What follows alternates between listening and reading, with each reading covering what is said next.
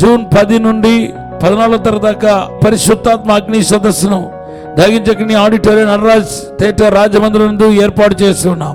ఉదయం 10 గంటలకు ఈ కూడిక ప్రారంభించబడుతుంది. అనేకులకు చెప్పండి. ముఖ్యంగా సేవకులైన వారు అభిషేకించబడాలని ఆశపడితే తప్పనిసరిగా రండి. నాతో పాటు సహోదరి షీబా గారు, అలాగే బ్రదర్ జస్టిన్ గారు వస్తున్నారు. ఆయన ఆత్మపూర్వమైన దైవ సేవకుడు. విదేశాల్లో బలంగా వాడబడుతున్నారు, మన దేశాల్లో కూడా ఆయా ప్రాంతంలో బలంగా వాడబడుతున్నారు.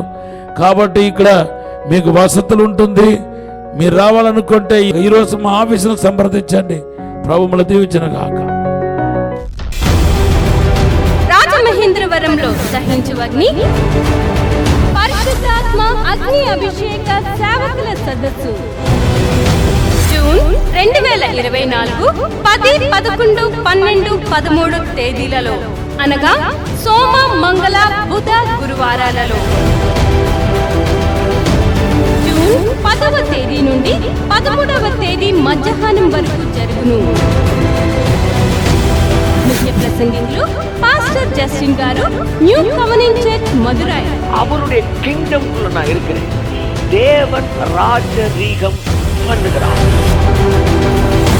డాక్టర్ థామస్ గారు, ఎంత ఎక్కువ దేవుని సన్నిధిలో ఉంటావో అంత ఎక్కువ ఈ లోకానికి ఆశీర్వాదకరంగా ఉంటావు.